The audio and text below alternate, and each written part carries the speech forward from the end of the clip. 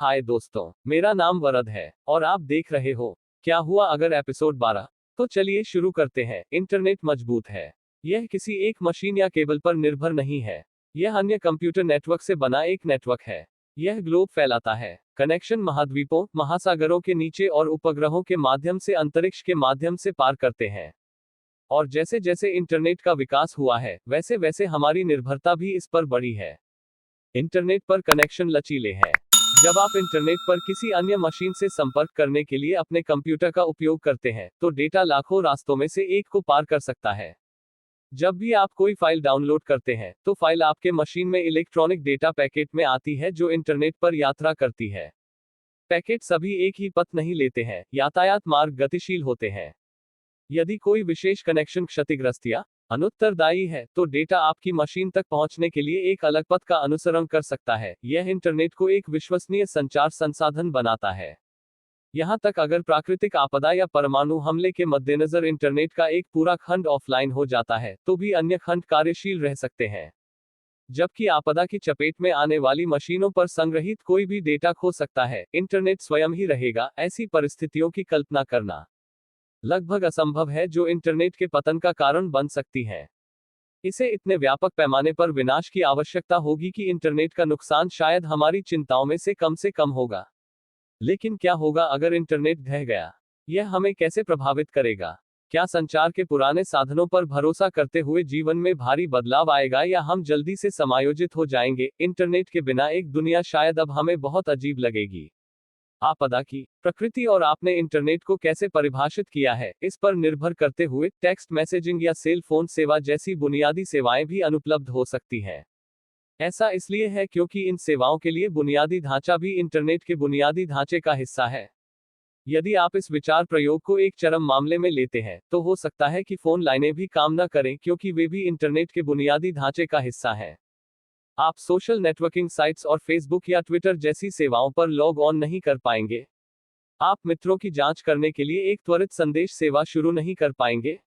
हमारे मित्र और परिवार जो कर रहे हैं, उसे बनाए रखने के लिए हम जिन उपकरणों पर भरोसा करते हैं, उनमें से कई का अस्तित्व समाप्त हो जाएगा। यदि सेल फोन टावर और टेलीफोन लाइनें भी प्रभावित होती, तो हम पत्र लिखने और उन्हें डाकघर के माध्यम से भेजने तक सीमित हो जाते। अगर इंटरनेट किसी तरह ढह गया, तो आर्थिक प्रभाव विनाशकारी होगा। जबकि इलेक्ट्रॉनिक बैंकिंग या पेपाल जैसी सेवाओं का नुकसान कष्टप्रद होगा, प्रभाव बहुत आगे बढ़ जाएगा। उन व्यवसायों के बारे में सोचें जो इंटरनेट पर निर्भर हैं। हर वेबसाइट ऑफलाइन होगी। गूगल या अमेज़न जैसी बड़ी कंपनियां तुरंत अप्रचलित हो जाएंगी। माइक्रोसॉफ्ट जैसी अन्य कंपनियां अपने संचालन के बड़े हिस्से को गायब होते हुए देखेंगी। यहां तक जो कंपनियां केवल वेब का उपयोग विज्ञापन के साधन के रूप में करती हैं, वे भी प्रतिकूल रूप से प्रभावित होंगी। यह मानते हुए कि पतन स्थायी या विस्तारित प्रकृति का था, कई कंपनियां व्यवसाय से बाहर हो जाएंगी। सैकड़ों हजारों लोगों की नौकरी चली जाएगी। गूगल अकेले लगभग 20,000 लोगों को रोजगार देता है। स्रोत गूगल। सैकड़ों कंपनियों के कर्मचारियों की छंटनी या कटौती के साथ बाजार में ऐसे लोगों की बाढ़ आ जाएगी जिन्हें नौकरी की जरूरत है। यदि इंटरनेट ध्वस्त हो जाता है, तो आर्थिक गिरावट संभवतः प्राथमिक संकट होगी जो दुनिया भर में सरकारों का सामना करेगी। लेकिन यह सिर्फ एक समस्या होगी जिसका दुनिया के नेताओं को सामना करना पड़ेगा। संयुक्त राज्य अमेरिका में देश भर में पावर ग्रिड को स्मार्ट ग्रिड में विकसित करने पर जोर दिया जा रहा है। स्मार्ट ग्रिड सैद्धांतिक रूप से ग्राहकों की जरूरतों को अधिक कुशलता से प्रतिक्रिया दे सकते हैं, बिजली की बचत कर सकते हैं और इंटरनेट कनेक्शन पर एक दूसरे के साथ संवाद कर सकते हैं। सिद्धांत रूप में यह प्रणाली बिजली की कटौती और अन्य समस्याओं को कम कर सकती है। लेकिन अगर इंटरनेट ध्वस्त हो गया, तो एक स्मार्ट ग्रिड अपंग हो जाएगा।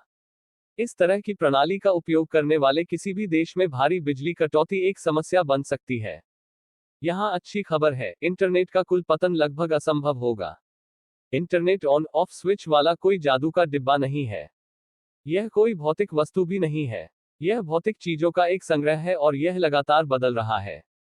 इंटरनेट एक क्षण से दूसरे क्षण तक एक ही इकाई नहीं है। मशीनें हमेशा इंटरनेट से जुड़ती या छोड़ती रहती हैं। इंटरनेट के कुछ हिस्सों का ऑफलाइन होना संभव है।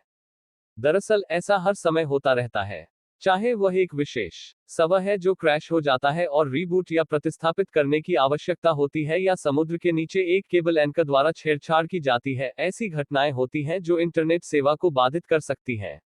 लेकिन प्रभाव अलग थलग और अस्थायी होते हैं। जबकि इंटरनेट बैकबोन जैसी कोई चीज है, केबलों और सर्वरों का एक संग्रह जो विभिन्न नेटवर्कों में बड़ी मात्रा में डेटा ले जाता है। यह केंद्रीकृत नहीं है।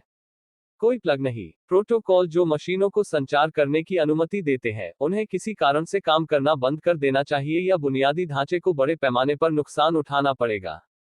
इस वीडियो को देखने के लिए धन्यवाद दोस्तों। आशा है कि आपको यह वीडियो पसंद आएगा। कृपया मेरे चैनल को सब्सक्राइब करें, मुझे इंस्टाग्राम पर फॉलो करें और आप हमारे डिसऑर्डर सर्वर से भी जुड़ सकते हैं। हमने अपनी वेबसाइट को भी अपडेट कर दिया है। आशा है कि आपको यह वीडियो देखकर अच्छा लगा होगा।